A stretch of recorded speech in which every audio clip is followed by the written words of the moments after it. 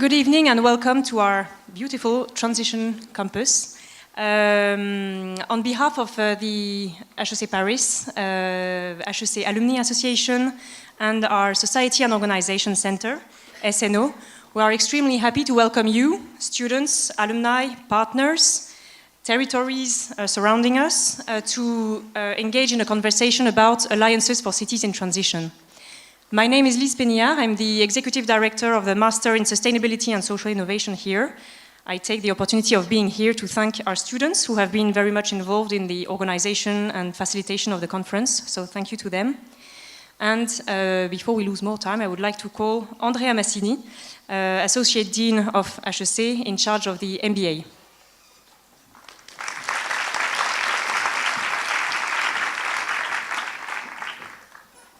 Thank you, Lise. Good evening. Each year, HEC Paris and the SNO Center organize a major event on a topic related to sustainability and social innovation. These important events bring together our community, our students, our faculty, our business partners, all our stakeholders. And the theme of this year's event is Cities, Alliances for Cities in Transition. So why cities, why alliances? Well, why cities? The reason is pretty clear. So if you look at progressive urbanization that is changing our world, and if you think that we have today 40 cities with more than 10 million people each, you clearly understand the impact that that transformation is having on our climate, on the level of pollution in the cities, and also on inequalities that may originate from that progressive urbanization. So it's clearly an incredible challenge to tackle that.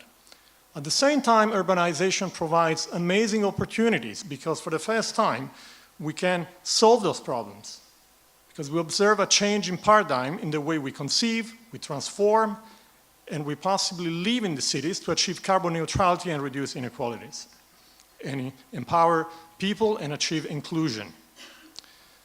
The former UN Secretary General once said that we are the last generation that can stop climate change, but we are the first generation that can end poverty, and I think that is an amazing opportunity that has to be exploited.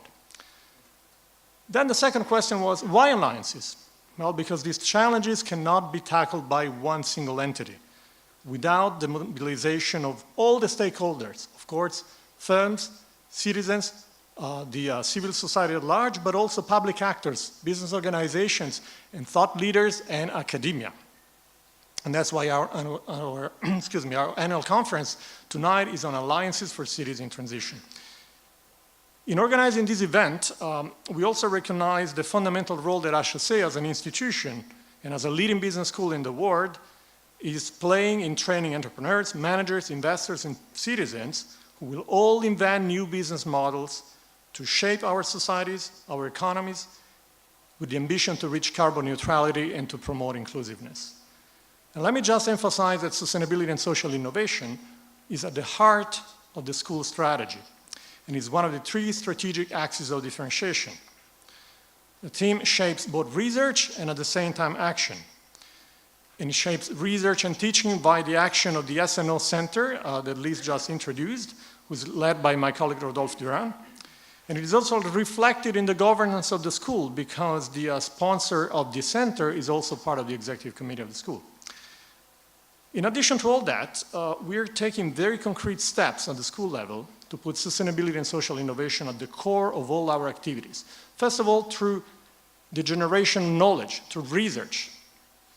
Second, through theoretical applied research, and therefore through teaching, because the knowledge we produce permeates every program that we have in the school, of course, with different angles, different pedagogical models. But also through our own action and our own example. So we are committed to become a carbon neutral campus by 2040, in line with the example and the goal of the city of Juppé to achieve the same goal by the same time. So for all these reasons, I'm very proud to welcome all of you tonight to this event. And I would like to call on stage the two organizers. Of course, the SNO Center, who is represented by the Executive Director, Bénédicte Faivre-Tavignot, and the HEC Alumni Association is represented by the Director General, Jeremy Bau, who is also with us tonight. So thank you very much. Please join me on stage. And again, welcome all.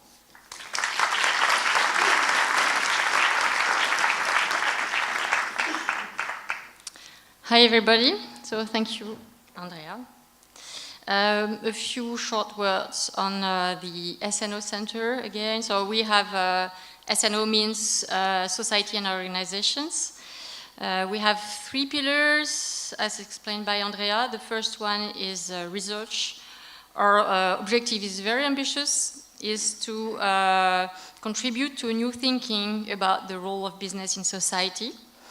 And we try for that to involve more and more researchers, professors, PhD students. So we gather them every month and they share about their research, they work on collaborative research projects, and they work also with other academics in different universities. So this is our first pillar. The second one is teaching, and again, we are ambitious. Our objective is to train a new generation of managers, leaders. We will be maybe more aware about today's challenges, and we'll try to integrate, these challenges in their activities, in their business practices, being more creative.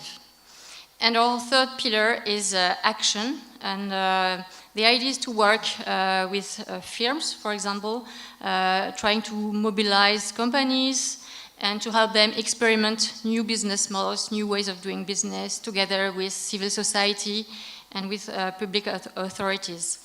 And today was also a new step, maybe to go a bit further in the way HEC wants to act and contribute to its territory. So that's why we had workshops with the cities of Jouy-en-Josas, Versailles, and Les Mureaux, and to see how our students or academics can contribute to more transition cities. So thank you very much, and I leave the floor to Jérémy.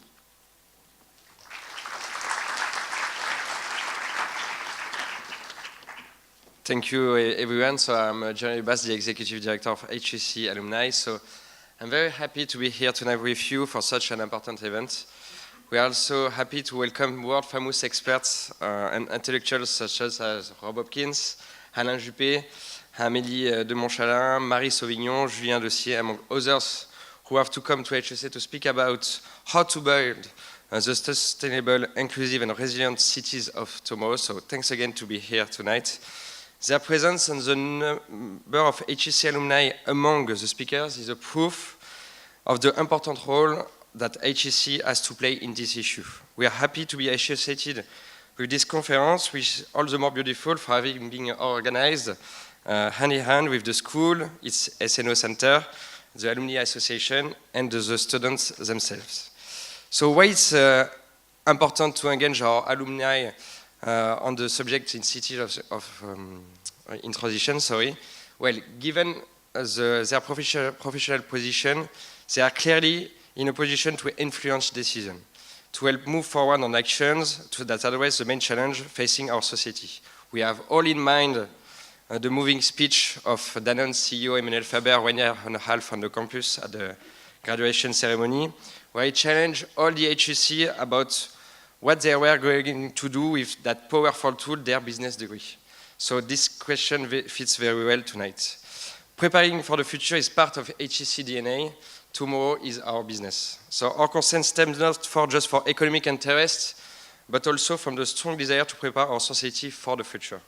The presence of HEC full community assembled here today, students, professors, alumni, is very encouraging in this sense, and we thank you for your presence. Thank you very much.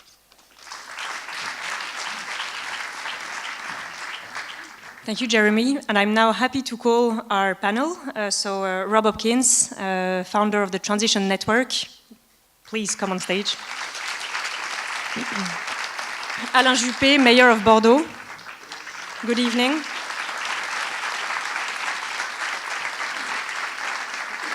Amélie de Montchalin, who is our third panelist, is a deputy in the General Assembly and should be on a motorbike at the moment to join us as soon as she can. So we hope that she can join us. And so we'll call the moderator of this panel, Julien Dossier, who is founder of Quattro Libri, advising territories, cities, companies on their post-carbon strategies, and also a professor in the Master in Sustainability. So thank you, Julien, for animating these exchanges.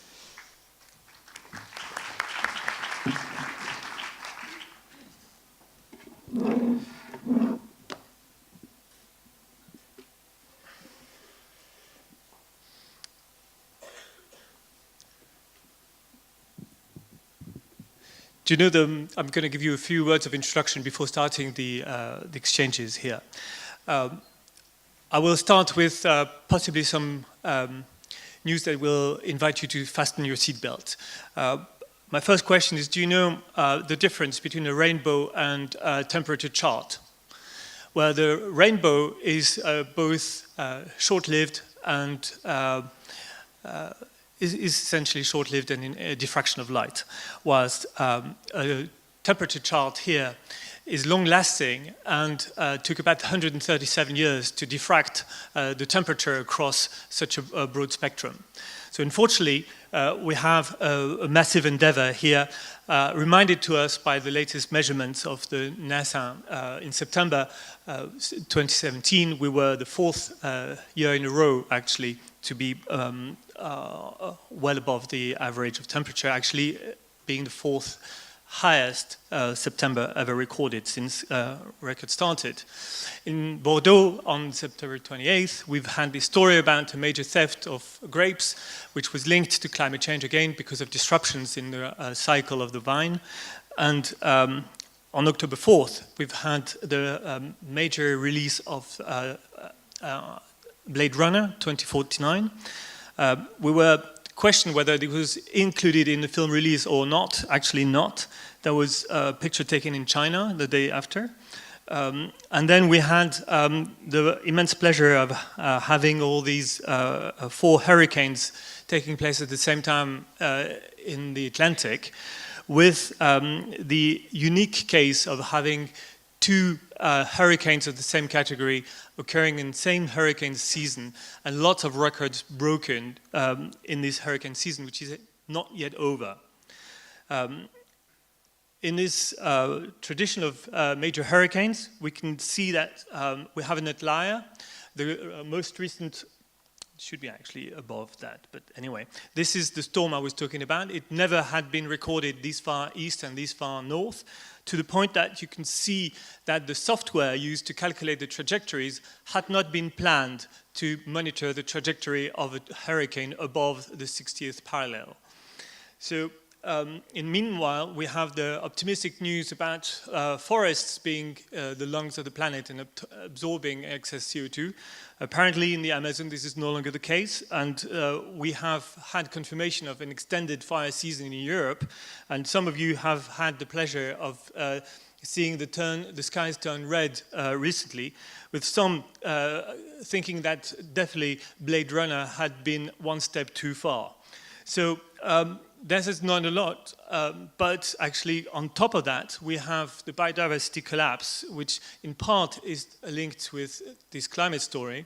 This is largely the link with the excess of chemicals used in the industrial agricultural practices. Again, farming practices which are also contributing to the acceleration of climate change and to the consumption of fossil fuels.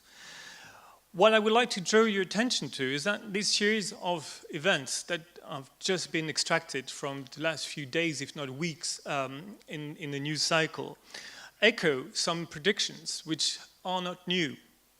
And the concern I have here tonight is that we're talking about elements which are known and have been known for decades. This documentary from 1991 pretty much is the prequel to An Inconvenient Truth by Al Gore. The same elements of same train of thought and the same conclusions were visible already back then.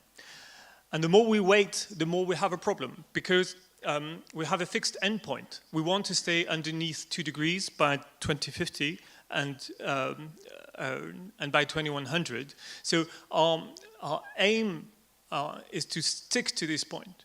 But the longer we wait, the harsher the curve in the implementation of the solution. So if you see here where we were in 95, the slope of the change was still gentle. It looked like a gentle hill.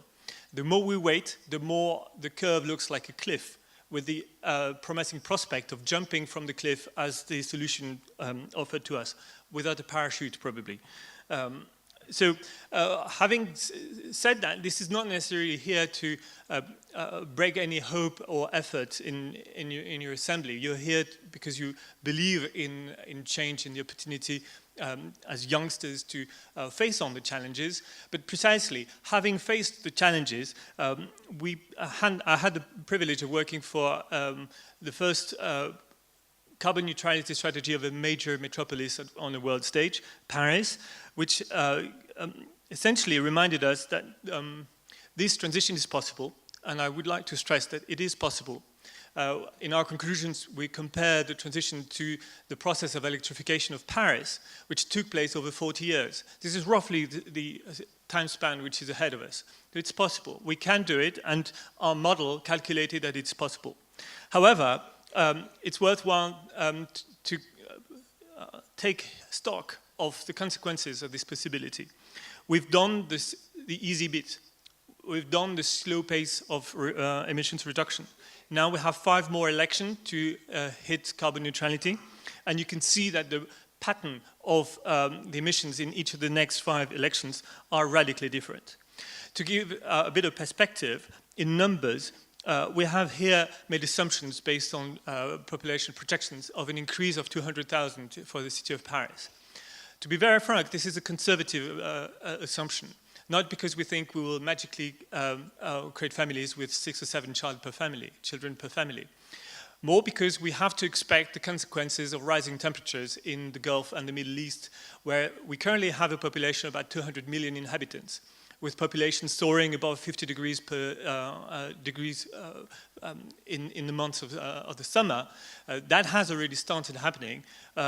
I'll just let you imagine what it means if these temperatures keep on rising for extended periods of time. People will move in great numbers. We're talking about millions, hundreds of millions of people. So sticking to conservative increase of 200,000 is in a hypothesis. Having said that, we can cut emissions by 70%. We will talk, we will have covered all the usual suspects, transportation, energy, housing, food, etc. Yes, we can do it, but we will probably not be able to achieve 100%. Neutrality is 100%.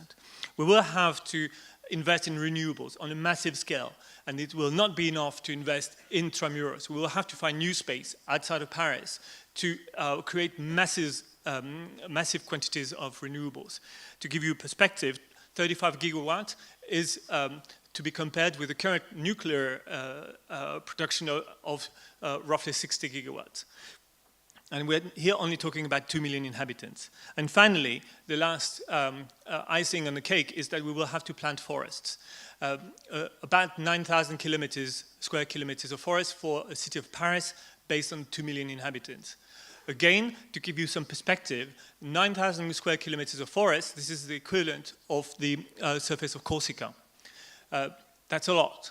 It's a ring of 20 kilometers of diameters around the surface of Île-de-France, and these are significant services that we need to find.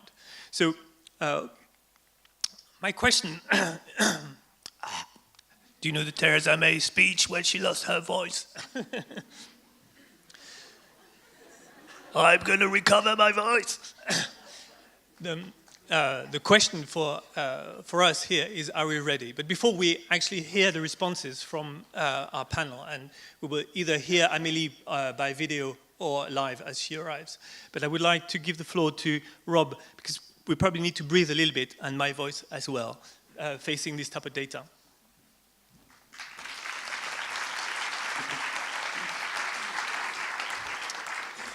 So Julien just suggested that this might be, because he's thrown lots of information at you there. One of the things that we've found in working with communities all around the world is that it's not really okay just to throw loads of depressing and distressing information at people without giving the opportunity to digest that information a little bit. And also, a big part of what we try to do in transition is about connection, getting people to meet each other. So what we wanted to do was just to give 5 minutes for you to turn to somebody, ideally who you didn't know before you came here. And I do this every time I give talks, and I've had at least 3 people come up to me and say, you know that thing you do in your talks where you get people to talk to the person next to you? Meet my wife, almost something like that. So you never know. But anyway, and one baby actually has been brought up. This was a baby that came. Anyway, so what I'd like to invite you to do, please, is to turn to somebody next to you, and for 5 minutes, so share the time, 2.5 minutes each. Was there anything in there that was new to you? Introduce yourselves to each other. And how do you feel? How do you feel having heard all of that? And we're just going to throw in one little piece of transition technology, which is when you see me put my arm in the air, put your arm in the air and stop talking. And then we can get the whole room to come to silence very quickly. Does that sound all right? 5 minutes? Go.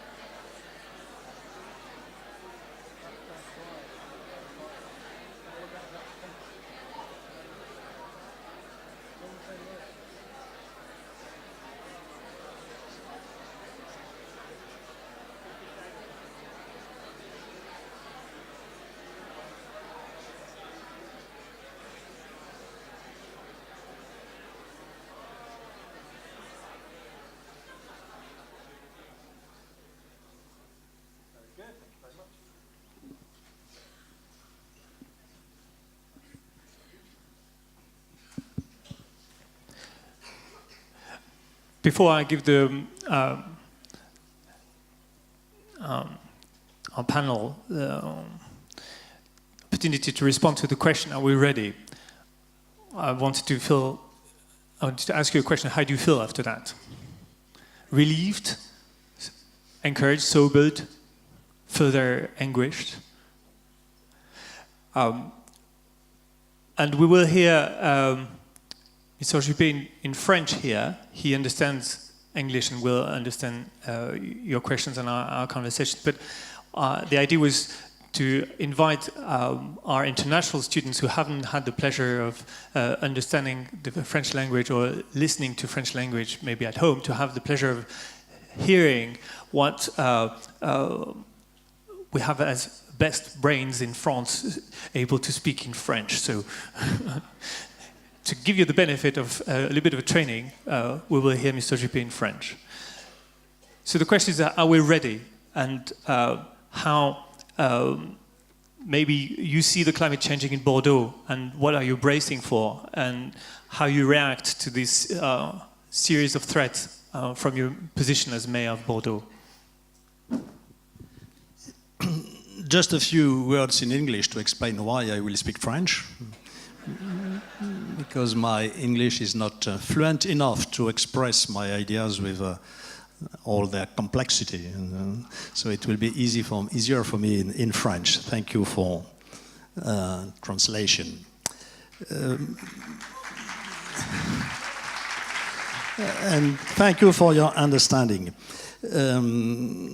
Bordeaux est confronté au changement climatique, bien sûr, comme toutes les villes françaises, comme toutes les villes du monde, au réchauffement climatique, à l'aggravation des pollutions, de l'air, le bruit, au recul de la biodiversité aussi. Je lisais récemment qu'il y a un véritable effondrement de la population d'insectes à travers la planète. Mais ce que je peux apporter ici, c'est moins des idées générales que des expériences vécues. Donc je voudrais vous parler en tant que maire de Bordeaux, plus qu'en théoricien du développement durable. Je vais prendre deux exemples, vous en avez évoqué un déjà, le vignoble. Bon, Bordeaux prétend être la capitale mondiale du vin, et elle a raison, d'ailleurs. Si vous venez à Bordeaux, visitez la cité du vin, c'est un très beau monument. All the more since the Napa Valley has just burned, so your next competitor is out. Oui, nous n'avons pas subi les mêmes incendies que le Napa Valley, mais pour nous, le vin, c'est extrêmement important. C'est un emploi sur 6 dans notre région. C'est une culture aussi, c'est une véritable civilisation. Or, la vigne est en train de subir le choc du réchauffement climatique. On vendange une semaine ou 15 jours plus tôt que par le passé. Et nos viticulteurs sont en train de réfléchir à planter des cépages nouveaux qui résisteront mieux à ce réchauffement climatique. Nous assistons aussi à des campagnes régulières contre l'utilisation des pesticides dans la vigne et puis au développement du vin bio. Donc vous voyez que la viticulture est en plein sous le choc du réchauffement climatique. Deuxième exemple, le risque inondation. Bordeaux est une ville entre deux eaux, la mer, puisque les marées remontent jusque dans la ville et la montée des eaux est sensible. Et puis les eaux qui viennent des Pyrénées, si rien que quand nous sommes pris en sandwich, nous avons un risque d'inondation très, très élevé. C'est un risque d'ailleurs qui concerne beaucoup de villes du monde. Récemment à Bordeaux, nous avions une biennale consacrée à l'architecture et j'avais invité des maires venus de villes très, très différentes et très nombreuses et j'ai constaté que ce risque d'inondation, cette montée des eaux les préoccupait tous. Alors qu'est-ce qu'on fait ? D'abord, on a engagé une action spécifique sur ce risque inondation en confortant les digues, en améliorant tous les ouvrages qui permettent l'évacuation des eaux.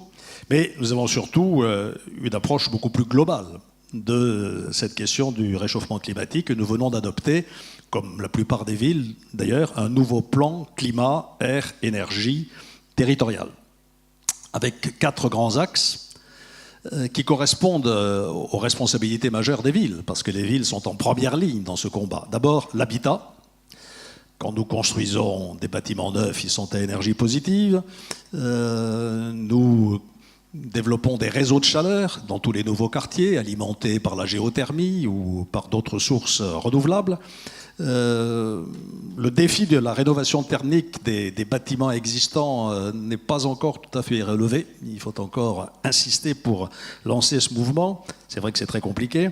Nous sommes en train, par exemple, de créer une société de tiers financement pour financer la rénovation thermique et récupérer l'investissement sur la baisse de la facture d'énergie.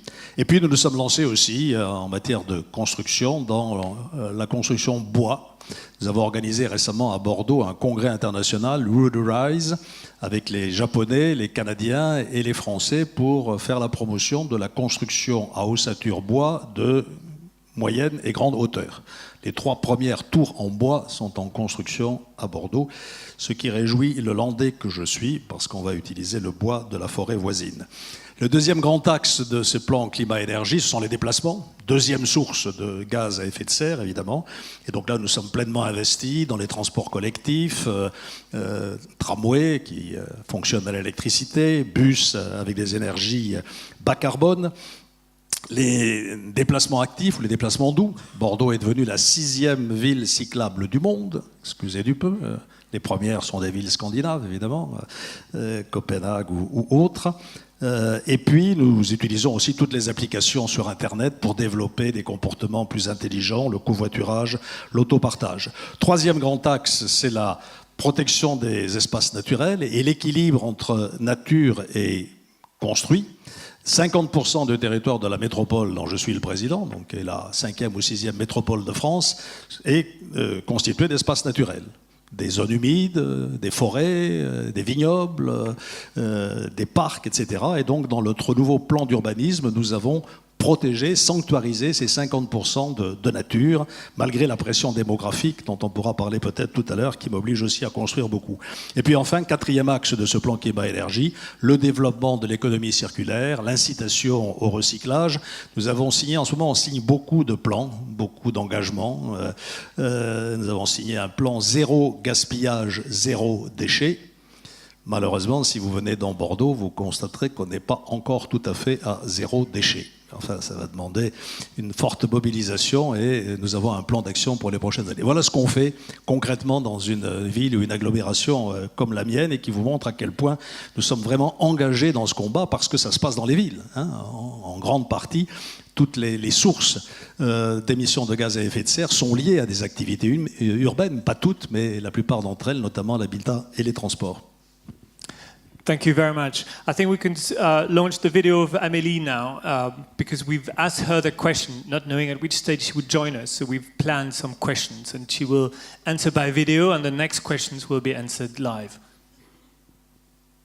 Carbon neutrality challenge is, I think, totally understood by our president, and you know how much we are working to establish a medium-term to long-term vision in our public policies.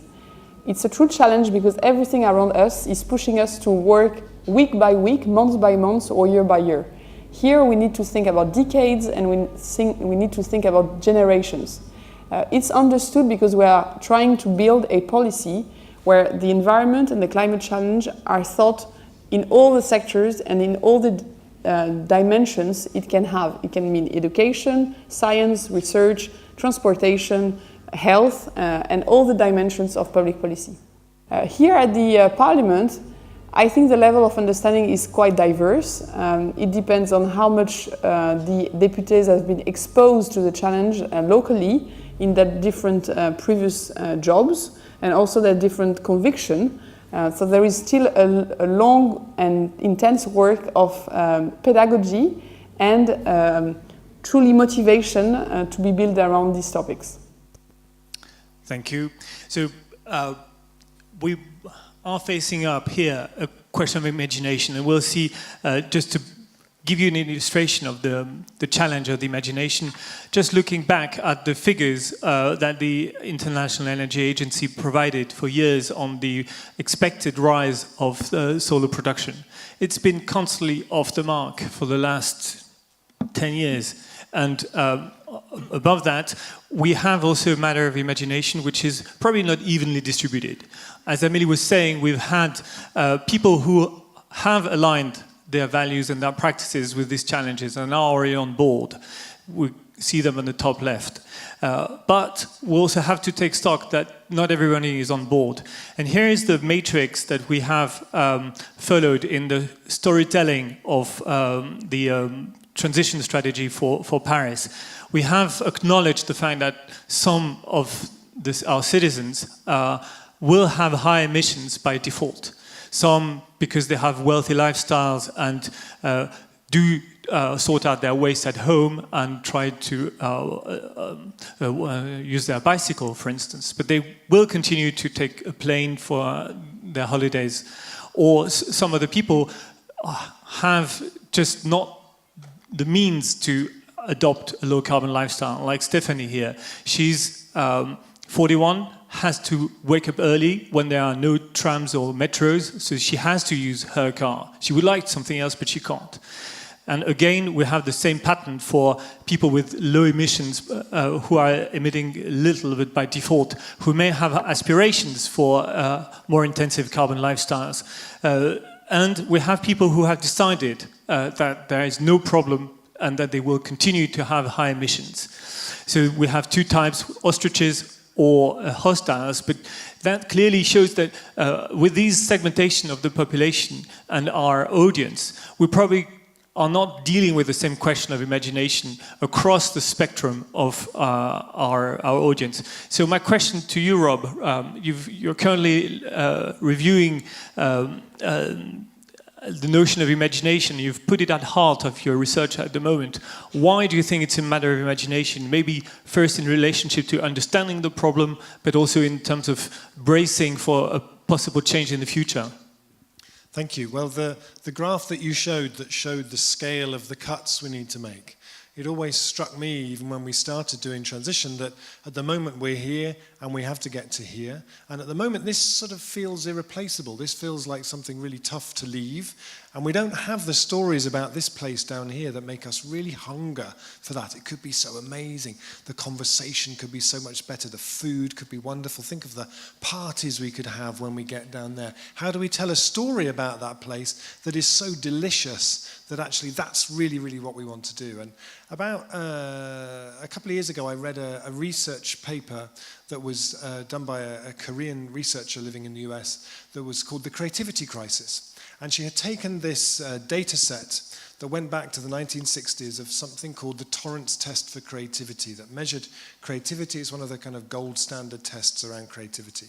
And she looked at this data set that went back of a big group of people for that period of time. What she found was that imagination and creativity, and imagination and IQ, rose together until 1990, and then they parted company. IQ continued rising, and imagination went into a steady decline ever since. And when it was published in 2010, it was on the front cover of Newsweek, The Creativity Crisis. What does this mean for economic growth? What does this mean for Pixar? Nobody said, what does this mean for all the movements around the world who are trying to stop humanity rushing over the edge of a cliff? Because actually what we're trying to do in all the movements who are trying to do good things is to invite people to imagine something other than business as usual. Because business as usual is not enough. And we have to imagine a different way. It's why the film Demain has been so successful, I think, because it paints a picture of how that could be. In which you were calling for the imagination of an alternative to the Gremlins. You're famous for that. Yeah, exactly. That we need the stories. We need we need the new stories about how that could be. So for me, what she blames in her paper as a reason for it is the rise of screens, the rise of testing in education. So I'm looking at, well, how do we create those spaces where the imagination is invited? And transition is one of those, because we don't get much of a chance of that in school. We don't get that much of a chance of it when we then go on to study or in our work life. So to make those spaces where people come together to imagine the future as something we really, really want are really, really vital, I think.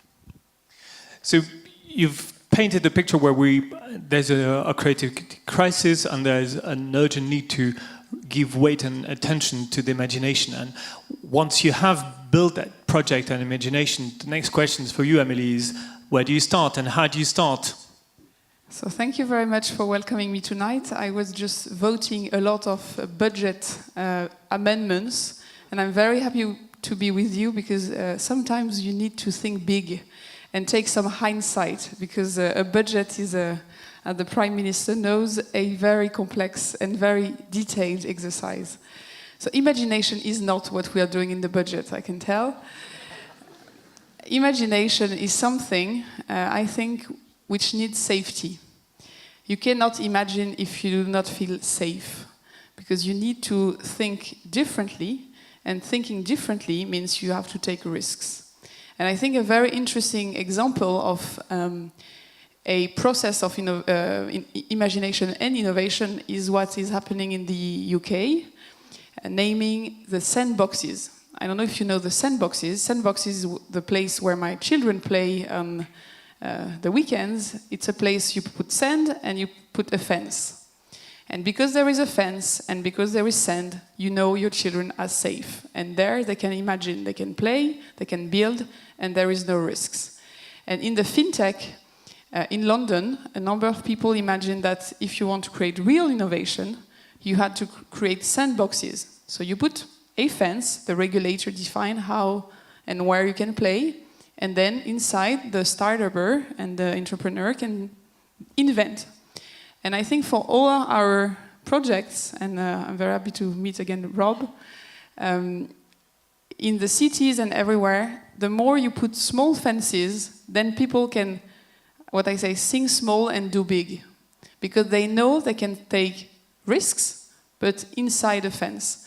And I think in this place where I'm elected now, député, member of parliament, I'm pushing a lot, companies, cities, and a lot of players, not to have these, huge projects where you get very soon lost.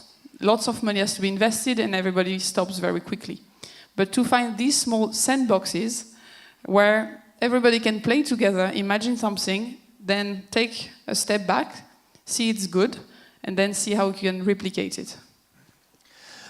I'd like to pick up on that and turn my attention and my question to Prime Minister Juppé on the notion of imagination seen from the position of the political leader. I remember the headline when you invited the participants to the rally of your party in 2006 in Bordeaux, when you invited your party faithfuls to become militants of the earth. And my question to you here is, when you've published programs which are designed to project the imagination of the nation of voters, do you share this diagnosis of the challenge of the imagination? Sometimes for MPs, balancing a budget needs imagination. And a bit of magic. Reducing taxes without expanding. Maybe I can bring you with me tonight. Some souvenir. It's a night exercise also. L'imagination dans les villes est au pouvoir. Nous avons besoin d'imagination, bien sûr. Je serais tenté de dire que l'imagination, c'est d'abord l'innovation scientifique et technologique. Et pour ma part, je crois que c'est un élément très important de la réponse que nous avons apportée au défi du réchauffement climatique. Là encore, deux petits exemples d'imagination tirés de bonne expérience bordelaise. L'entreprise bordelaise qui s'appelle Suna Design a mis au point un réverbère avec des panneaux photovoltaïques qu'elle vend comme des petits pains d'Afrique parce que ça permet d'éclairer les villages et de recharger le mobile. C'est une des réponses au défi de l'électrification de l'Afrique. Deuxième exemple, une autre entreprise bordelaise qui teste dans la Garonne, où les courants sont très puissants, où le marnage entre la marée haute et la marée basse est de l'ordre de 5 mètres, des turbines, des hydroliennes qui fabriquent donc de l'énergie et de l'électricité. Voilà un bel exemple d'imagination. Répondre à un autre exemple, nous sommes en train de répondre, enfin, ou plutôt d'organiser à Bordeaux, avec EDF d'ailleurs, un concours d'idées, comment le réchauffement climatique et la transition énergétique peut changer les quartiers des villes. Et on a pris un exemple dans un quartier qui est un marécage, qui est à construire, qui s'appelle la Jalère à Bordeaux.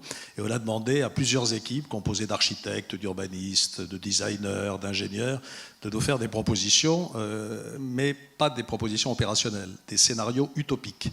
J'en ai retenu 3. Il y en a un, c'est une cathédrale de carbone, paradoxalement. C'est-à-dire un énorme data center qui consomme beaucoup d'énergie, mais qui produit aussi de l'énergie et de la chaleur et qui la recycle. La deuxième proposition, le deuxième scénario utopique, c'est une cité lacustre, inspirée des cabanes tchanké du bassin d'Arcachon, pour ceux qui connaissent la région, ça leur dira quelque chose. Et la troisième idée, c'est une ville avec des véoliennes, c'est-à-dire qu'on met partout dans la ville des mâts en bambou avec des voiles, ces voiles frémissent au vent, et produisent de l'énergie beaucoup plus efficacement que les éoliennes traditionnelles. Voilà 3 scénarios utopiques qui prouvent qu'on a de l'imagination. Ce que j'ai retenu dans le diagnostic d'une de ces équipes, c'est, je m'étais noté ça, on lui demandait mais est-ce que votre scénario il est low-tech ou high-tech? Et l'architecte répondait ni l'un ni l'autre, tous les moyens sont aujourd'hui disponibles pour atteindre l'objectif zéro carbone, mais plus que les technologies, ce sont les comportements qu'il faut changer. Et ça m'amène à ma 3e référence, qui prouve qu'on fait aussi appel à l'imagination des individus. On a lancé à Bordeaux, et maintenant ça s'est généralisé dans plusieurs villes, une opération qui s'appelle Famille à énergie positive. On sélectionne une vingtaine de familles dans la ville, et on leur demande, sans changer leur chaudière ou leurs vitres, de changer leur comportement pour économiser l'eau et l'énergie. Ça donne des résultats spectaculaires. La famille qui gagne le prix réduit sa facture d'eau et d'électricité de 25 à 30%, simplement en changeant de comportement et en faisant preuve d'imagination. Puis enfin, quand je disais que l'imagination est au pouvoir à Bordeaux, je suis en train de lancer une grande opération de remue-ménage sur Rêvons ensemble le Bordeaux de 2030-2050. Comment se déplacera-t-on ? Voiture autonome ou trottinette. Je suis assez fasciné par le phénomène de la trottinette. Pour moi, la trottinette, c'était les gamins de 5-6 ans. Maintenant, je vois dans Paris et dans Bordeaux des trottinettes, des garages électriques, des garages à trottinettes. Comment on va se déplacer ? Comment on va vivre dans ces logements ? Vous voyez récemment un truc extraordinaire, je crois que c'était dans un des Émirats arabes quelconque, une énorme tour dans laquelle on déplaçait des modules d'habitation. On peut changer d'étage, on peut changer de configuration du logement, donc des logements évolutifs. Comment on va se soigner ? Est-ce qu'on ira encore à l'hôpital avec les progrès de la chirurgie ambulatoire ? Est-ce que la télémédecine ne va pas se substituer à tout ça ? Comment on va se former ? Je pense qu'on n'ira peut-être plus à HEC, on restera devant sa tablette, encore que c'est pas très efficace. Et puis, comment on se divertira ? Voilà, donc on est en train de réfléchir à ça en faisant appel à l'imagination la plus débridée des Bordelais, et puis on verra, on passera au tamis leur proposition. Thank you for these testimonies about various facets of the role of imagination. So imagination from a technological point of view, imagination from a policy point of view, and as well imagination from also a creative point of view in how we can dream about the future. Again, we have large-scale issues to face up, so I'd like to shift back to a few slides to tackle the question of how do we scale up. If we have this necessity to start, as Amélie was saying, in the sandbox due to the early stages of our process, can we put this? I'd like to highlight a few factors which have accelerated significantly recently. In the previous slide, we can see Amélie's former boss, by the way, about the FSB task force. Do you want to give a word about what the finance industry is doing here?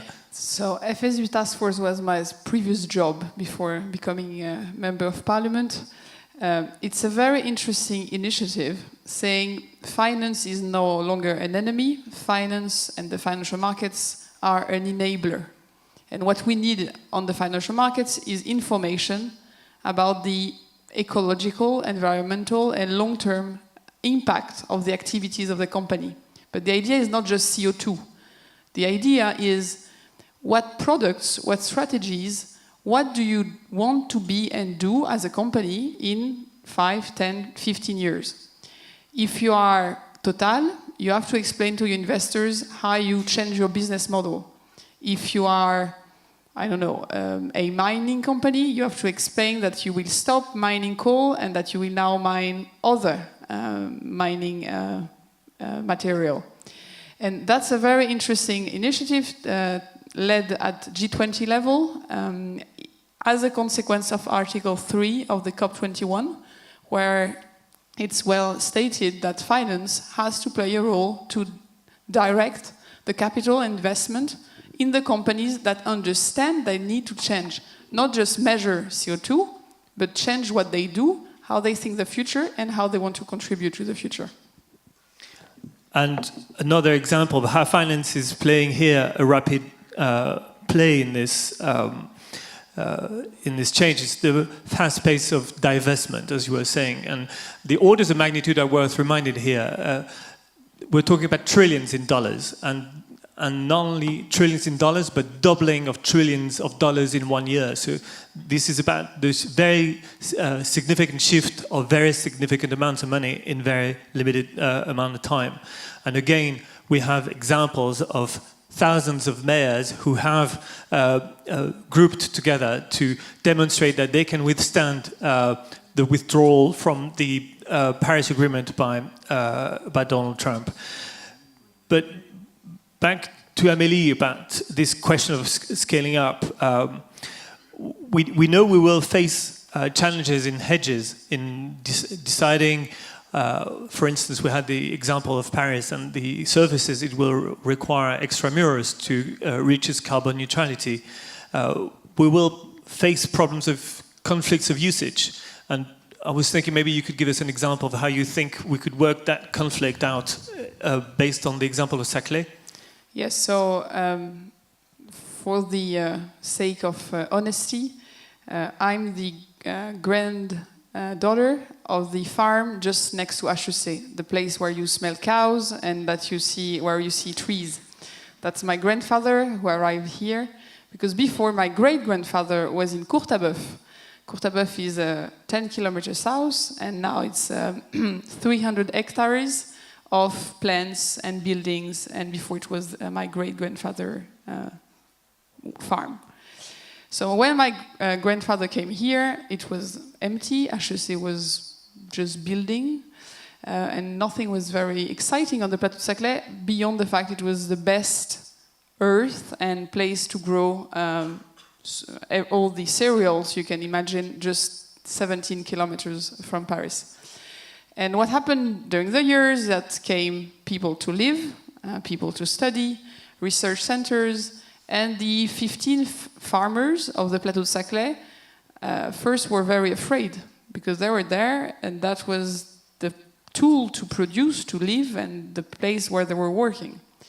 And so my grandfather, with one elected official named Thomas Joly, who is the mayor of Bièvre, just next door, they realized that if they were just playing the role of the old Asterix in a small village, saying we do not want progress, research centers, and anything to come, it will not be very successful and probably be very frustrating.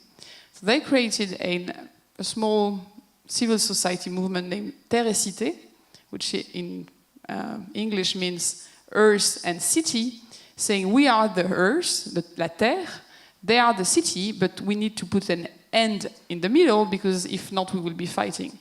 And with this process, it's a 20-year-long history, they managed to create, I think, a very interesting way to divide the space around the Plateau de Saclay.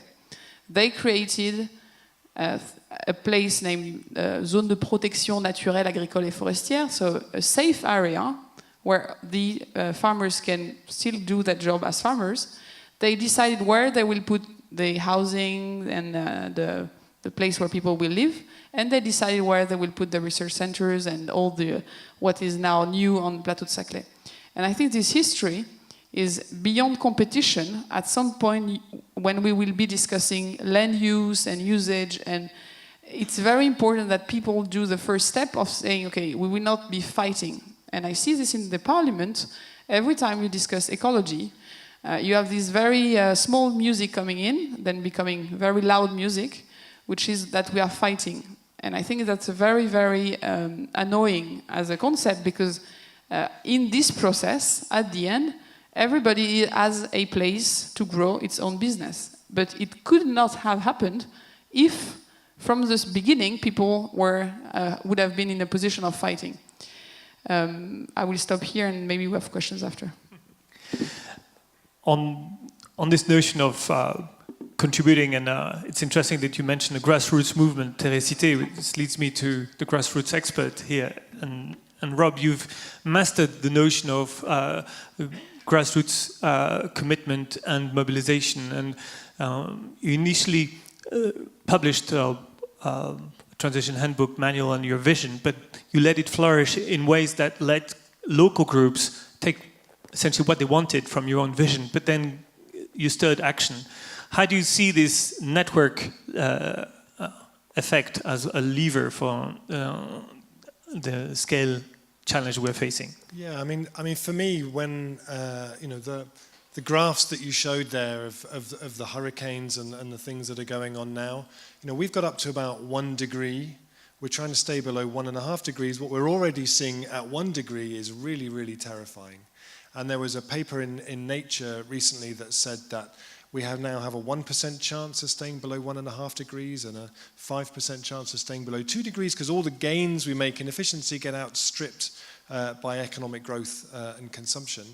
For us, when we started doing transition, our approach was absolutely we need finance, absolutely we need government, we need municipalities, we need business, but civil society has a really important role to play here. And for me, when I look at the implications of the challenge that climate change presents, for me it goes beyond solar panels and electric cars and efficiency, and it takes us into a world where I think we need to really reimagine the scale on which we do things. I live in a country where every year we export the same amount of potatoes to Germany as we import from Germany.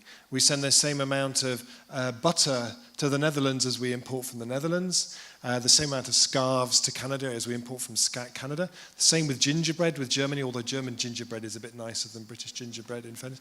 But why don't we just email each other the recipes and stop all these trucks going up and down all over the place, and actually build, particularly around food, around energy, around construction materials. If we can bring those things closer to where we live, I think we can build a win-win-win-win. We can build a win in terms of massive reduction of all the carbon, carting all this stuff around the place. We can have a public health revolution. We know we have an epidemic of loneliness in communities across our countries. We need to be finding ways to bring people together.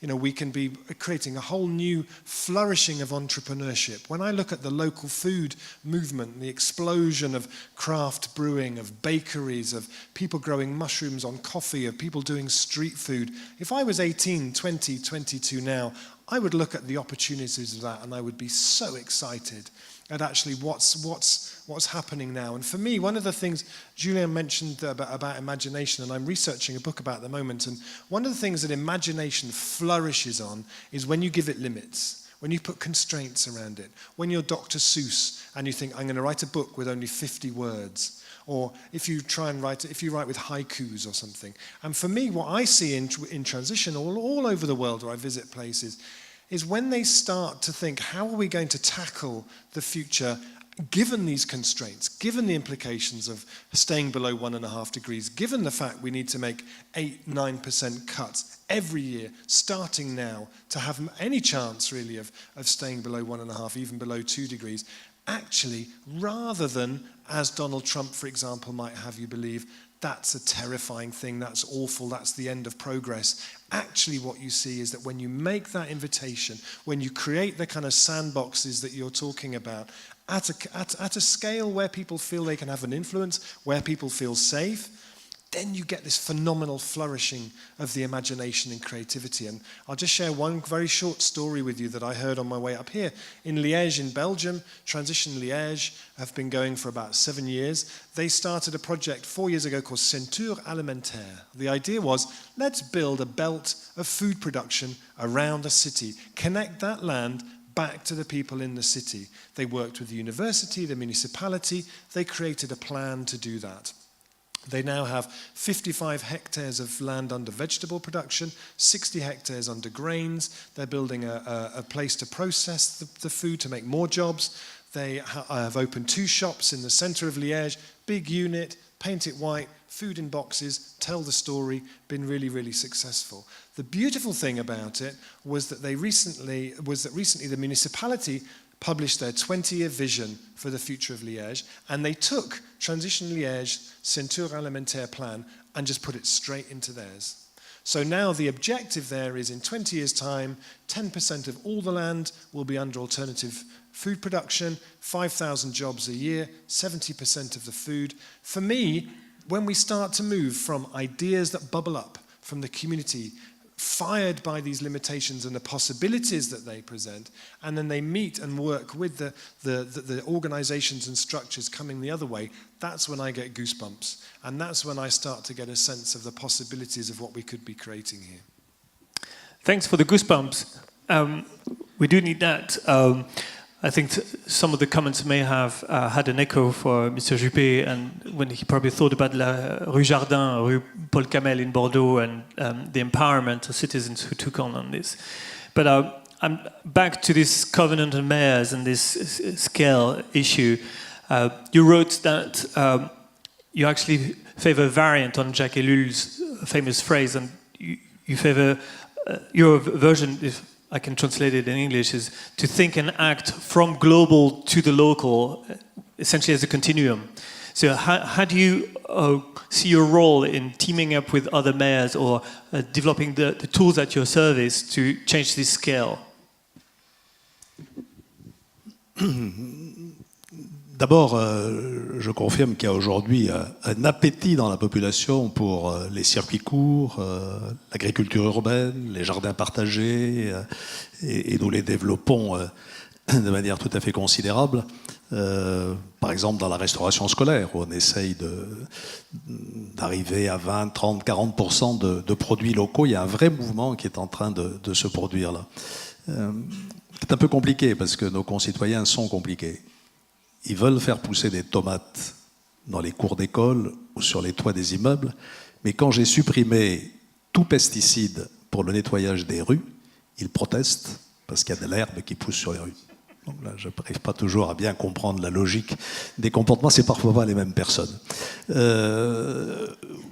Oui, les villes, je l'ai dit, ont un rôle majeur à jouer et nous essayons de travailler ensemble et de nous mettre en réseau, bien entendu. D'abord, par quelque chose qui est très important et qu'on sous-estime parce qu'on voit les jumelages traditionnels, les visites de maires, etc., qui ne servent pas à grand-chose, mais la coopération décentralisée, ça existe. Je prends 2 exemples encore tirés de mon expérience. Nous avons un accord avec la ville de Wuhan, en Chine. Je suis jumelé avec des très grosses villes. Quand j'arrive à Wuhan, 15 millions d'habitants, je me présente, Alain Juppé, maire de Bordeaux, 250 000 habitants. Ça pose son nom. Voilà. Enfin bon. Et donc, on les a par exemple aidés dans la dépollution des eaux du lac, parce que notre agence de l'eau avait des techniques qui les intéressaient. Avec Cracovie, on a développé une action sur les jardins partagés, précisément, ou sur la lutte contre la pollution de l'air. Donc, cette coopération bilatérale est assez riche et assez fructueuse, et il y a une vingtaine de villes avec lesquelles nous sommes jumelés. Et puis, il y a les organisations, les réseaux de villes européennes, par exemple, ou mondiales, CGLU, gouvernements locaux unis, cités gouvernements locaux unis, qui sont assez actives. Avant la COP21, la mairie de Paris avait organisé le sommet des maires, qui ont lancé l'appel des maires. Bloomberg a pris aussi une initiative tout à fait récemment. On a vu comment la position de Trump a été tournée par souvent les collectivités locales, les gouverneurs ou même les entreprises.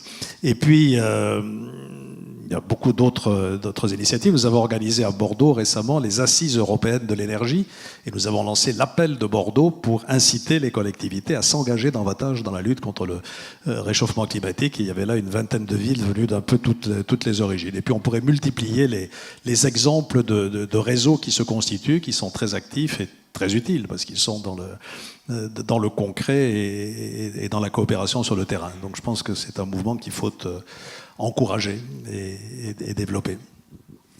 Thank you. Amélie, maybe you wanted to give a word about the meaning of the The timing, as a sustained effort. Yeah, I think the networks are very important, and what you describe as you think small and then you put in the strategy is also very important. But, and this is also with a very small hindsight of my new political life, is time. The Grand Emprunt that you created was exactly to go beyond the annual cycle of is my project good, and next year is it still good. A lot of projects in this space of local movements, change in behavior and so on, need a lot of time.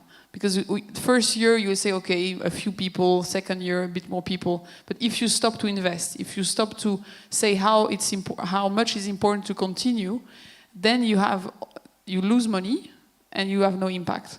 And I think this medium-term vision and time is essential to rebuild in the financial system, because investment have more and more short-sighted horizon. In political life, and we need to find tools to commit over long time periods to invest gradually and year after year on things that we know will take time to take the full scale they need. And we need, I think, a constant speech, because a lot of political ideas 20 years ago were already very good, but because we need a novelty, and we always need to create surprise to make interest, to make the thing interesting. I think we need to also have a constant speech, and if we change narrative and we change investment and we change focus points every year or every quarter or every decade, because there is a new motto and the motto changes, then all the investment and all the energy which is put in the scaling up get lost. And I think that's, for me, from the life I was having before and in finance and now, I think time and lengthening horizon is very, very difficult and important. I agree with that, and that's why mayors are efficient, because they stay in charge 2, 3, 4 terms. It's a very good thing to develop a long-term policy. I'm elected for 3 months now, so I cannot say the same. But maybe it's worthwhile going back to your original vision for this Grand Emprunt, Mr. Juppé, about the vision that you had for substantial investments to both beef up the competitiveness of the current powerhouses of our economy, but also to prepare for the next ones. My question is a question of hindsight, so looking back, would you possibly change the cursor between investing into maintaining the strength of the current economy, or investing more into the new champions that have to emerge to carry us forward in this low-carbon economy? How do you see the cursor being moved between two equally important ends? I think we need both. Enfin, on a besoin des deux, bien entendu. Il faut que l'on soutienne des champions. C'était un peu l'idée du grand emprunt qui a été évoqué tout à l'heure par Amélie de Montchalin. Qu'est-ce que c'était le grand emprunt? C'était d'abord un objectif, encourager la recherche, l'innovation de rupture et le transfert de technologie de la recherche à l'industrie. Mais c'était surtout une méthode. La méthode, c'était des jurys internationaux, c'était des opérateurs dédiés, l'Agence nationale de la recherche ou la Caisse des dépôts. C'était un commissariat général auprès du Premier ministre de façon à sortir des circuits administratifs traditionnels et notamment de la mainmise de Bercy. Et c'était un principe, 1 euro privé, 1 euro public. Ça a marché. Et ça a tellement bien marché qu'après un premier emprunt, il y a eu un deuxième et un troisième. On est pays à 3 aujourd'hui. Sauf que, voilà, les circuits traditionnels n'aiment pas ça. La Cour des comptes n'aime pas ça. La direction du budget n'aime pas ça. Il faut que vous soyez vigilants, vous, parlementaires, pour garder l'originalité de cette démarche qui a donné de très bons résultats. J'en vois deux manifestations. L'université, par exemple. Ici, Bordeaux, hein, on avait quatre petites universités à Bordeaux qui étaient totalement inconnues sur la scène internationale. Grâce au grand emprunt, on les a incitées à se regrouper. Elles ont constitué une université unique, ou presque. Il y en a une qui est restée en dehors. Et aujourd'hui, cette université a un certain rayonnement international. Elle a le label Université d'excellence. Et je pense que c'est très important pour C'est d'ailleurs, pardon, je fais une petite digression, un secteur, l'université, où on peut montrer que la France, quand même, est capable de se réformer. Il y avait 3 mots tabous à l'université il y a 15 ans. C'était autonomie, c'était entreprise et c'était sélection. Autonomie, c'était la concurrence, etc., le marché, tout ce qu'on voudra. Aujourd'hui, toutes les universités sont heureuses d'être autonomes, elles en redemandent. L'entreprise, introduire des entreprises dans la recherche, c'était là aussi le capitalisme. Aujourd'hui, il n'y a pas un seul laboratoire de recherche à l'université publique qui ne coopère avec les entreprises. Et puis il y a le dernier tabou qui va tomber, c'est sélection.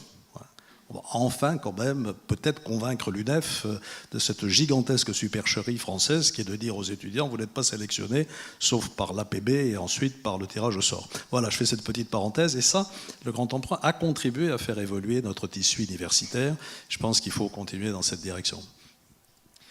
Just maybe one word about university, the presence of the enterprise, the corporations in universities and in research. We also have seen the limits of that proximity with the certification of molecules such as the glyphosate, where the lack of public expertise not related or funded by industry has weakened the position of the legislator in taking policy decisions. And so maybe that would be my personal caveat to that. Yeah, I'm in charge of the budget of research, and we are exactly working on making sure that we both have private funds going to the laboratoire, so as indeed there is some connection between the fundamental research going to applied research, going to innovation, then going to commercial success, and this is a whole chain to then really work on. But we also, and we are trying, it's hard, but to secure a pot of money of real fundamental research, independent, and doing the long-term research on glyphosate, on MGOs, and so on, where you're sure that there is a safe space, again, for the researcher to work and find science, and not just commercial, applied results that will go in the direction of the big corporations. So maybe back to the economics and the business case. We've heard the idea of starting small and then scaling up with the help of large-scale investments. But I think it's also worthwhile hearing Rob's expertise and commitment to the project of the re-economy and how this scaling up can also be the result of a coordinated effort by various local economic players to work together and to generate different forms of transactions and generate value differently. Thank you. Yeah, I think obviously if we are able to attract government support and government investment for these kind of projects, that's really wonderful. But actually, it's really important that we don't wait for that and assume that without that we can't do anything. And what we see in many, many places is communities starting projects, starting initiatives, and raising the finance themselves, whether from local people who lend it into it, or through community investment models, like in the city of Bath, they created a community-owned energy company. They've raised £13 million of investment from local people, moving their pensions, moving their investments into an energy company that they have their money invested in, and they can see the world around them changing as a result of those investments. And there are many projects like that now which go to the community to ask for investment, whether it's a bakery that I know who wanted to start a community bakery as a social enterprise, who had the brilliant idea of inviting investment from local people, but offering them a beer, what they call a bread bond.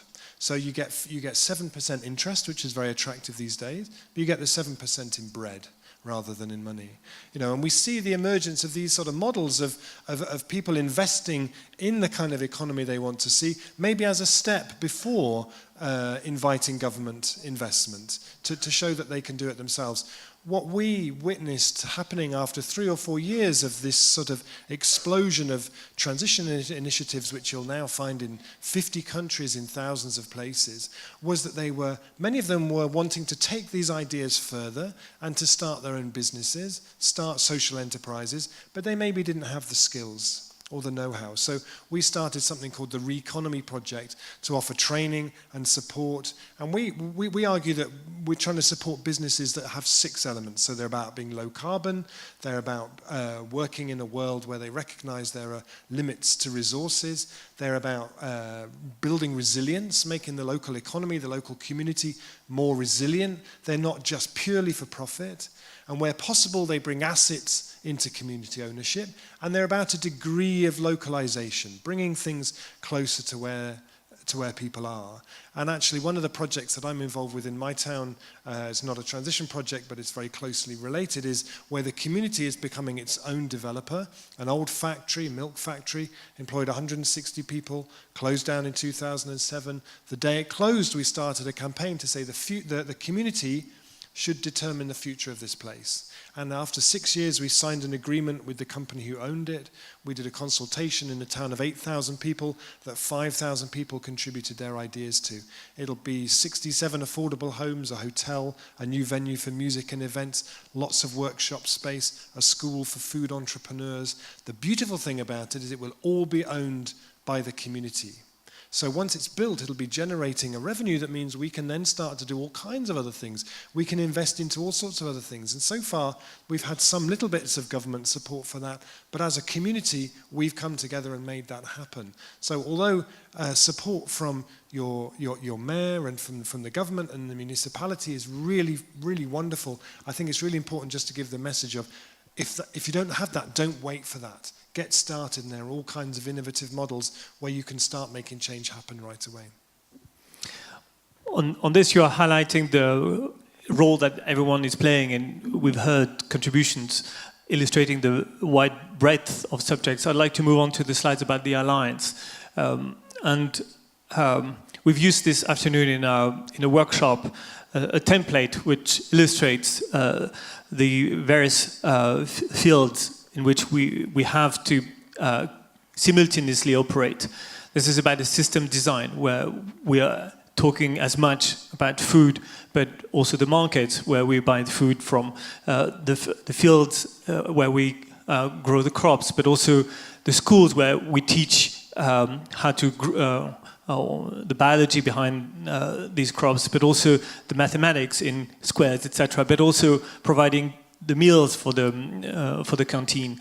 So we see this network appearing here as a system design, but this raises a question for you, Amélie, maybe, about how do you take a decision in a system design where both the subjects are scattered around and the interdependencies are so strong? Well, what you design here is what you see when you are a député, because you have no power. You are nowhere in the system, but you have all these people coming to you asking for help and support. So you're in the middle, and what you see is that if everybody waits for the neighbor, for the one connected to start, you will never get anybody started. So a lot of these systems, and you see this at the local level, is very interconnected.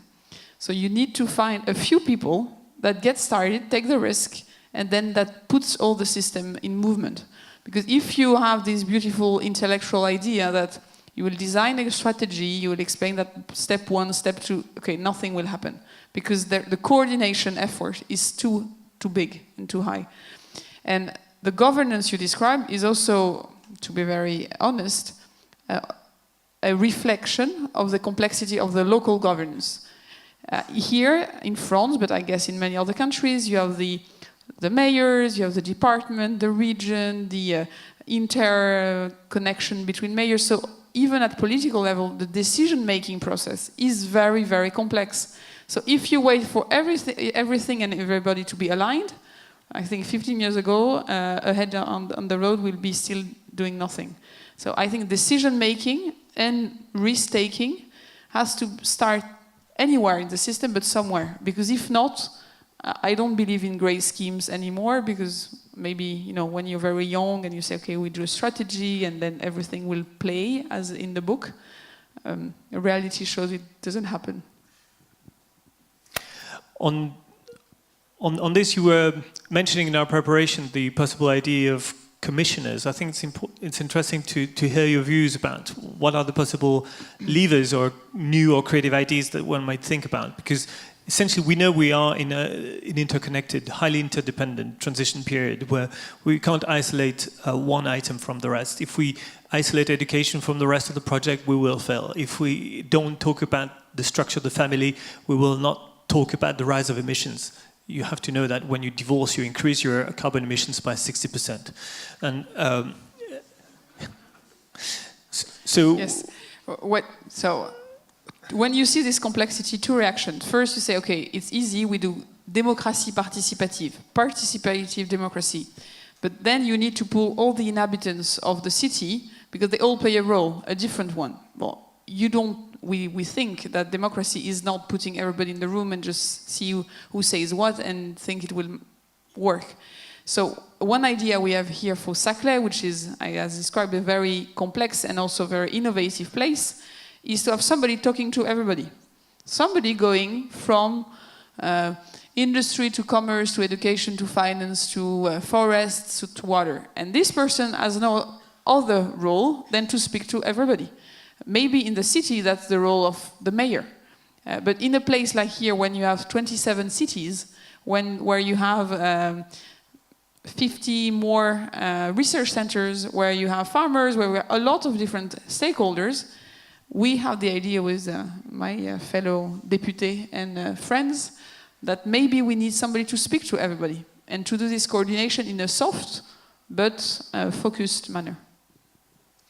And then I'm coming back to your experience as a national political figure. We've heard about the local governance issues, but Mr. Juppé, you've been in a position to rally the nation by publishing and designing programs and embarking a wide population around this project of a political project. But here we're facing a little bit of a different situation because it's hard to think that anyone would be in favor of climate change and in favor of destroying blue sky and the birds that sing. So we're on the subject where the notion of opposition is a bit difficult to tackle. How, on both sides of the question, how do you see maybe an innovation or a possibility to innovate on how to rally the nation, and what does it leave us with if we are to have a political debate here on the opposition against that movement, maybe? What does it mean for a political leader when you have to face this challenge? On pourrait se dire que l'urgence climatique est telle, la prise de conscience progresse dans de telles conditions que on peut faire autour de ces questions une sorte de consensus national, local, national, international. Je crois que ça n'est pas gagné. Ça n'est pas encore gagné. Et que ça n'est pas le unifying force dont vous parliez dans vos documents encore. Là encore, je distinguerai le niveau local, le niveau national, le niveau international. Au niveau local, c'est peut-être plus facile. Ce que vous disiez, madame, là, sur la complexité du processus de décision doit être pondérée aussi parce que lorsqu'il y a un leadership fort sur le territoire, on arrive à entraîner la décision. Je prends un exemple, en 1995, ça faisait 10 ans que l'agglomération bordelaise était incapable de se décider pour faire un tramway ou un métro. Et j'ai dit un jour, je ne sais pas ce que c'est qu'un tramway de gauche, je ne sais pas ce que c'est qu'un tramway de droite, on va faire un tramway. Et on a fait un tramway. En marche. Il marchait, il n'a pas marché tout de suite d'ailleurs, oui, parce qu'il y a eu une période de rodage. Le jour d'inauguration d'ailleurs, on inauguration day. Je préfère quand je lance une nouvelle ligne comme aujourd'hui, je préfère dire sur les rails plutôt qu'en marche. Enfin, ça peut venir, ça peut venir. Donc il y a des éléments de consensus. Cela dit, il y a aussi des éléments de conflit autour de ces questions. Je vais vous faire sourire peut-être, mais je vais reprendre quelque chose de très au ras des pâquerettes. Aujourd'hui, je suis en train de gérer un conflit entre les parents d'élèves et les personnels municipaux dans les écoles. The plates. À Bordeaux. Vous êtes au courant de tout, c'est bien. Donc, pour alléger le travail de mes agents, j'ai remplacé la porcelaine par du plastique. C'est beaucoup moins sonore et c'est beaucoup moins lourd. Mais les parents me disent que je suis en train d'intoxiquer les enfants. Donc voilà, un sujet de développement durable qui est devenu un sujet de conflit. On va le régler naturellement. Donc vous voyez que ce n'est pas si simple. C'est vrai aussi au niveau national. Alors on peut estimer que la popularité de Nicolas Hulot est un bon indice et que voilà, il y a une espèce de grand consensus autour de sa personne et de son œuvre ou de son action. Mais en même temps, il y a Notre-Dame-des-Landes, mais en même temps, il y a le débat sur l'énergie nucléaire qui n'est pas tranché. Donc on voit bien que ces questions ne sont pas encore des questions qui suscitent le consensus national. Et enfin au niveau international, c'est pareil. Bon, il y a l'accord de Paris qui est un pas en avant, mais en même temps, il y a Trump, la réaction évidemment de la société civile américaine qui est plutôt encourageante, et des blocages aussi qui font que les choses ne progressent pas comme on aurait pu le citer. J'ai un lointain souvenir des années 2003 ou 2004, je ne sais plus, où Jacques Chirac avait lancé l'idée d'une organisation mondiale de l'environnement. Il m'avait d'ailleurs chargé d'être un peu le Messie de Médicis, elle n'existe toujours pas, et le multilatéralisme a du plomb dans l'aile. Et le développement durable est aussi un sujet de conflit entre les pays développés, forts émetteurs de gaz à effet de serre, et les pays en développement qui ont envie de se développer. Et le fonds vert, je ne sais pas où il en est, mais il n'est pas encore alimenté au niveau promis, d'abord à Copenhague et ensuite à Paris. Donc vous voyez qu'on est loin encore d'avoir là une force d'entraînement telle qu'on puisse créer un mouvement d'unité des opinions publiques autour de ce grand débat. Merci. I think the en même temps calls you to the National Assembly. The en même temps has limits, and it's difficult to be here and voting amendments in the Palais Bourbon. So I will let you finish. I guess it was very interesting, and I will follow by far what you're doing, and hope that in here, Plateau de Saclay, all the students and people from HEC can think how they can play a role, because locally we need you too. Thank you.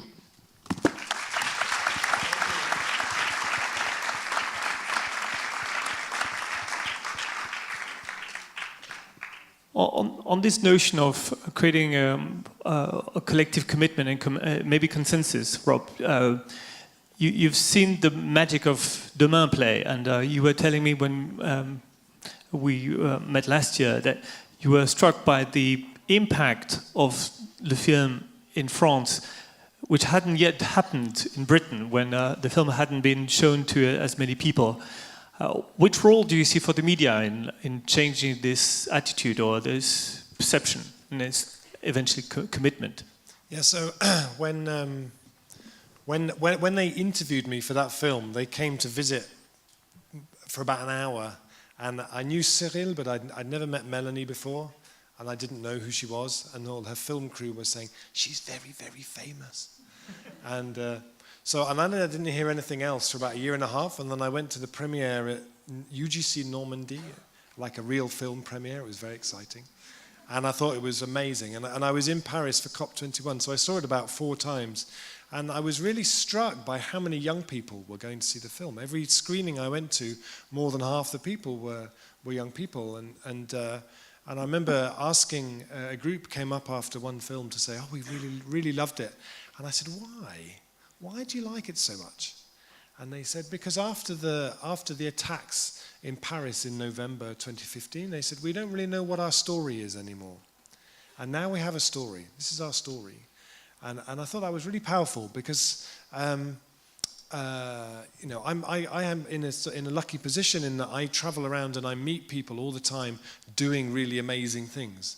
And I look out for the stories of really great projects happening at community scale, all sorts of things all over the world.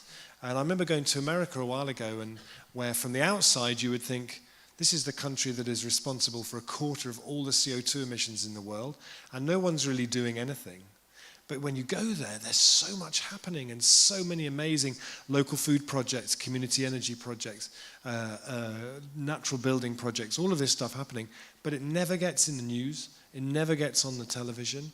And for me, one of the most powerful things about Demain was it gave you a 2-hour immersion in all of these things. Because to go back to the imagination that we were talking about at the beginning, the imagination sort of needs things to draw from. You know, if we have loads of ideas and possibilities. So when people say to me, what's your vision of the future? Is it some kind of utopia? It's not at all. It's basically that person's garden, those buildings I saw, that energy system I saw, because I'm drawing from things that I've seen. And it always strikes me one of the biggest failings that we have with young people in school is they don't leave school having seen loads of this stuff. You know, you should leave school having been to see all of these projects and having all of these ideas. And that's one of the reasons why Demain was so powerful, I think. And I always wonder, if we were able to have the media for 2 or 3 years told those stories every day of different things happening in different places, how differently we would see the possibilities of where we can go from here. We need to really feed the imagination with possibilities of what we could do, I think. You might be heard by a senior executive at a media company in this very room, so brace.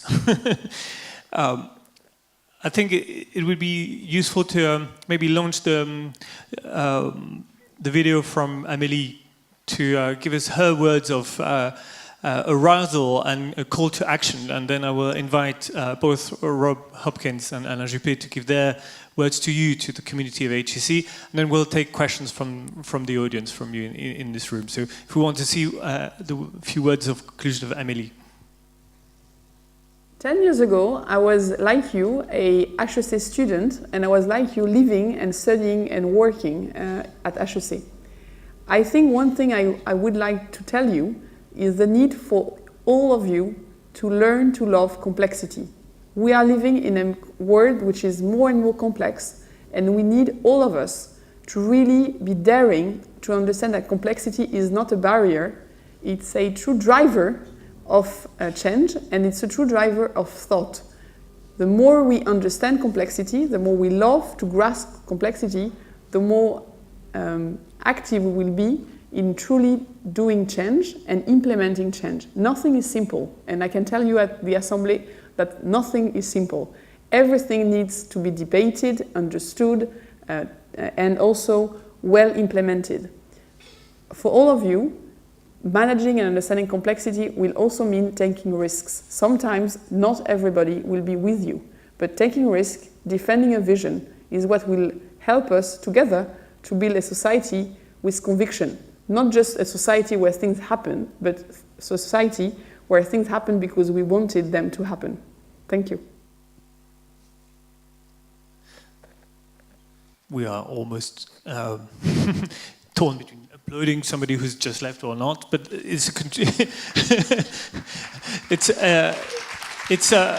a moment for you, Rob, as well, to address our community. What message would you like us to carry forward? I would say to seize the opportunities of this time. I love, it's been really fascinating the last couple of days. We went last night to Les Mureaux to see the work that's going on there of bringing some real imaginative stuff to that place, working with the idea of let's make this place a place where people come, where it becomes a tourism destination, because this is the place which is the most extraordinary urban food growing in the whole of France. They have the most amazing local currency project, the most amazing food. I love to see projects where they look at where they are and they look at it in a different way. And to see, since I came here last year, to see the degree to which HEC is embedding itself in the place that it is and connecting in with the things that are happening around it. So this place, with all of its expertise and brilliance, could be such a driver and is starting to become a real driver for change in this place, and applying those expertise in a way that for me is really exciting. So maybe the advice is start where you are. And look around and see the opportunities that are around, and look around and see the connections that aren't currently being made, and threads that you could start to tie together. And maybe by making those connections with insight, with wisdom, with skill, we can start to weave back the economies of the place where we live and weave back a whole range of different connections. It's been very exciting. Thank you, Rob. And Mr. Juppé, which words of wisdom would you like to share with us? Pardon? Which words of wisdom would you like to share with us? Wisdom.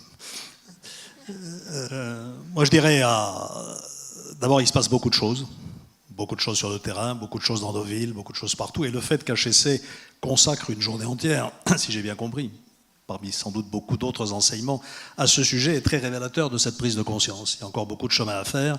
Mais mon message est très simple, ça dépend de chacune et de chacun d'entre vous. N'attendez pas que ça vienne d'en haut. Certes, l'accord de Paris, la COP 21, 22, 23, tout ça, c'est très important. Mais ça se passe sur le terrain et c'est de vous que viendra véritablement la solution. Alors, qu'est-ce que vous pouvez faire? D'abord, mettre vos comportements en accord avec vos déclarations. Donc changer aussi dans votre façon d'être, dans votre façon de vous déplacer, dans votre façon de consommer, dans votre façon d'habiter, de recycler, etc. Faites fonctionner vos ménages et votre créativité, ça a été dit à plusieurs reprises. Donnez le pouvoir à l'imagination, prenez des initiatives et puis enfin faites pression. Faites pression sur ceux qui décident, faites pression sur vos gouvernements locaux, sur vos gouvernements nationaux. Là j'appelle les Bordelais à manifester contre la mairie d'une certaine manière, parce qu'elle n'en fait pas assez vraisemblablement. Et voilà, j'assume ce risque. Je suis raisonnablement optimiste. Je pense qu'on n'a pas encore suffisamment le sentiment de l'urgence dans tout ça. Quand vous écoutez les scientifiques, ils vous disent que nous sommes effectivement pratiquement déjà en coma dépassé ou presque, que les 2 degrés, ça sera quasiment impossible de s'en tenir là. Donc on n'a pas ce sentiment d'urgence. Il faut donc agir là aussi sur le grand public en invoquant des arguments qui touchent directement. Moi j'en vois 2, pardon de mon manque de poésie, pas très poétique. Le premier, c'est le portefeuille. Convaincre les gens que ça génère des économies. Recycler, vivre autrement, consommer autrement, ça génère des économies. Et donc c'est une qualité de vie supplémentaire. Et puis le deuxième argument, c'est la santé. Je crois qu'il y a là une prise de conscience assez générale. Les gens ont la trouille. Et c'est pour ça qu'ils veulent se nourrir autrement, se comporter autrement, vivre autrement. Je crois que ce sont 2 arguments extrêmement puissants. Et puis enfin, pour boucler tout ça, bien sûr, l'éducation, l'information, la sensibilisation. Il me reste à vous inviter à venir à Bordeaux. Nous avons sur les quais de Bordeaux un lieu qui s'appelle la Maison éco-citoyenne, où on fait de la formation de tous les jeunes gens qui se baladent sur les quais de Bordeaux. Je vous attends.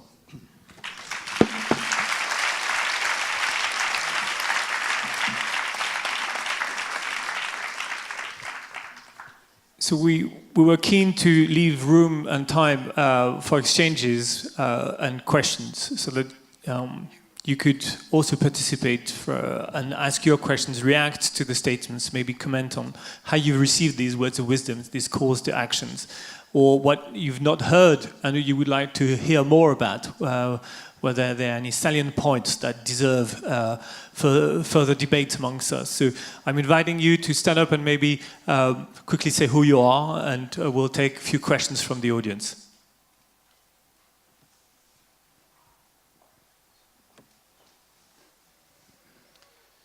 Well, I'm François Bréjou, Vice-Mayor of Julien Dossier, representing Jacques Bélier, who was obliged, unfortunately, to leave and wasn't able to attend the conference. I have a question to Rob. We have a challenge in the town of Jouy is around the mobilization of the inhabitants, some inhabitants, because if we are all convinced that all what we've seen tonight, it's more a collection of opportunities than a collection of threats and collection of bad things we will arrive to mankind. It's difficult in the everyday life to convince people, because for many people, many inhabitants, everything sustainable development is stressful.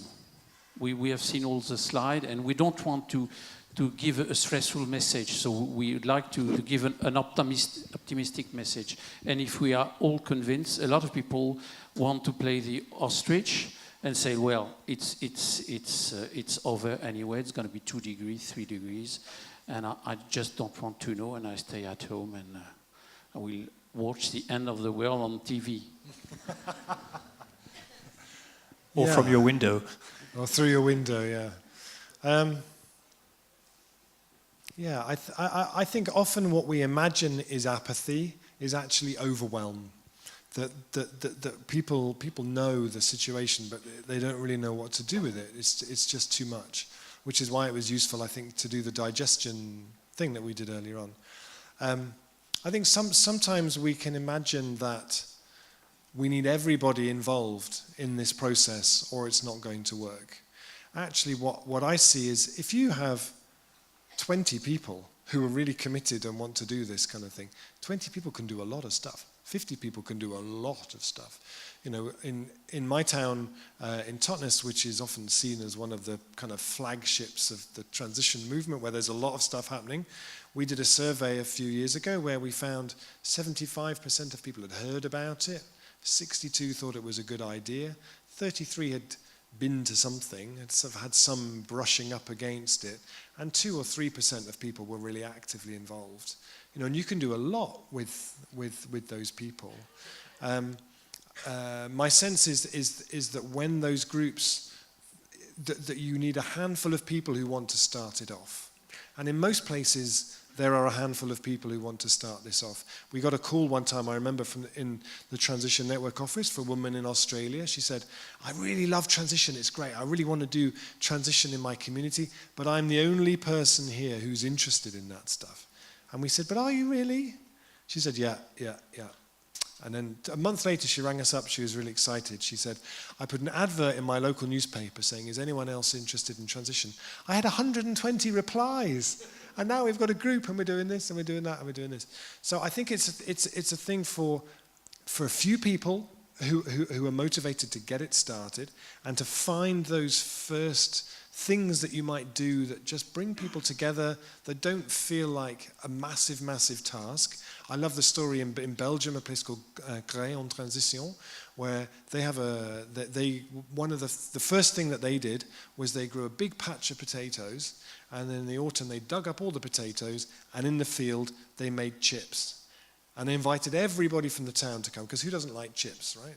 And they had a big party with chips, and that was how they launched their transition group. You know, so finding those ways that resonate with people, but then always asking who isn't here but should be here. And let's make sure next time they're here. And asking and kind of building in that sort of a way. You know, I've not been yet to a place where there's nobody who's here. I've been to places where there are transition groups that are quite small and they're saying, how do we get more people in? But there's always some people. Yeah, that's my experience. Okay, thank you. I have another question in the middle to the right. Good evening. Marina, you'll have it after me.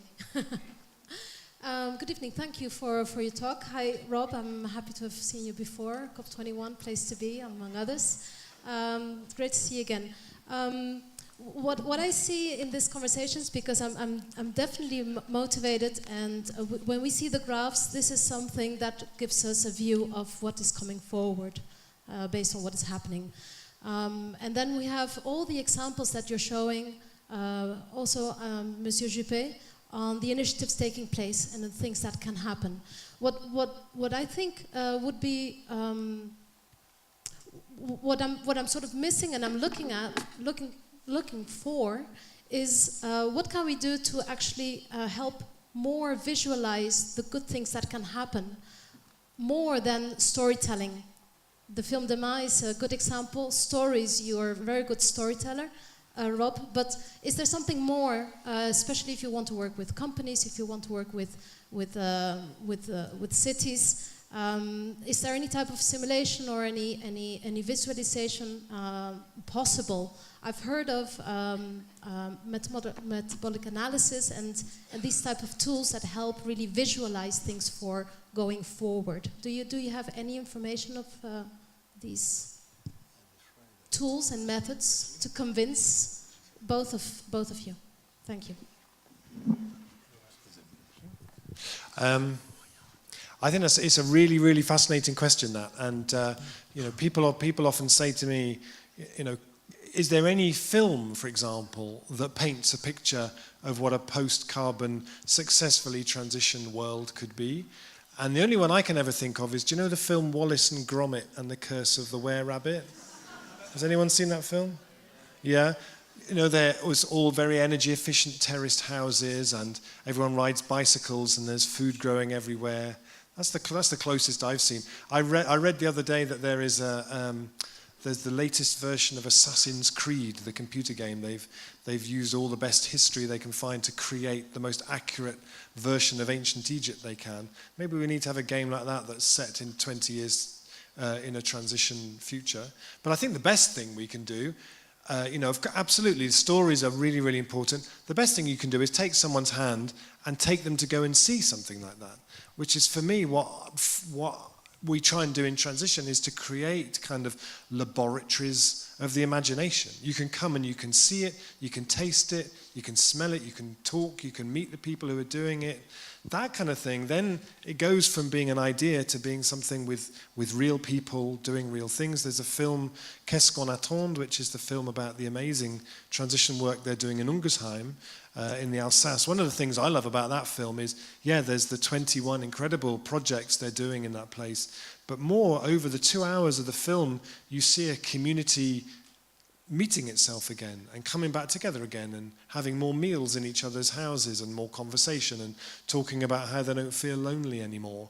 You know, that sort of stuff I think is really powerful. But the best way is that we create things people can see and we take people to go and see them. And you know, in somewhere like Bordeaux, for example, that has the many projects that Mr. Juppé has talked about, we need to really celebrate those and take people on tours to go and see those. We could take people on a tour of the future. In my town, we have a transition tour. So many people wanted to come. It's a social enterprise. Rather than just take people around and show them the history, we take them around and show them the future, but the future that's already there. So maybe in places that have things in place, one of the first things we need to do is to create a real immersive experience where people can go and see that.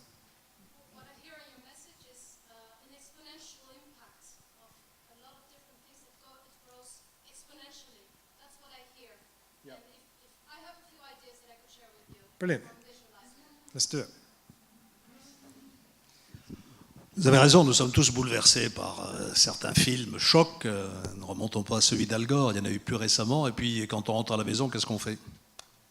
C'est la grande question, et j'en reviens toujours à l'évolution des comportements, parce que la réaction de nos opinions publiques, et je rebondis sur la question que posait l'élu tout à l'heure de Jouy en Josas ou de Bièvre, je ne me souviens plus.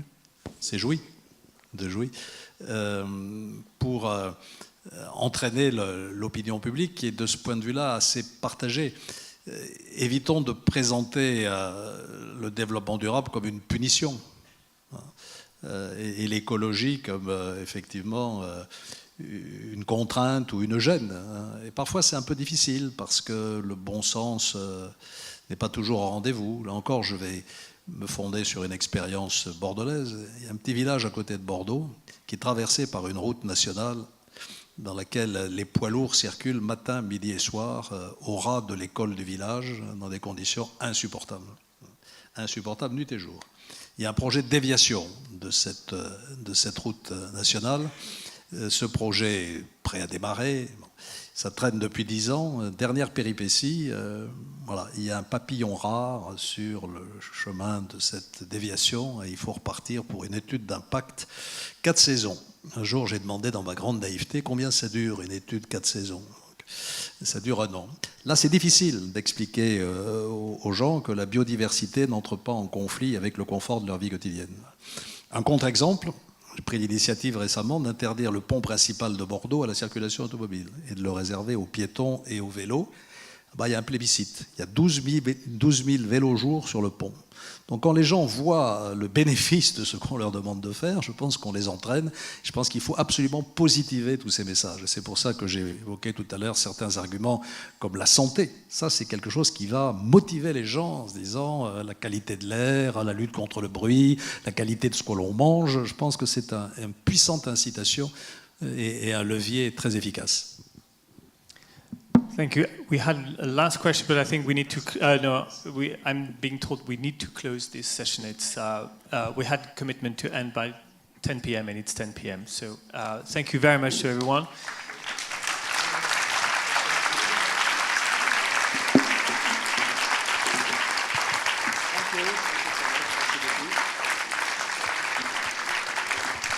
Thank you very much to our panelists, Alain Juppé, Rob Hopkins, Julien Dossier for your moderation, Amélie de Montchalin who left us. Dessert will enable you to follow these conversations together and digest and continue to exchange about the ideas. For those who are taking the bus to Montparnasse, it is leaving in 3 minutes from in front of the campus. So I invite you to not convert too much in front of the dessert, but to go directly to the bus. Thank you again, and have a good evening.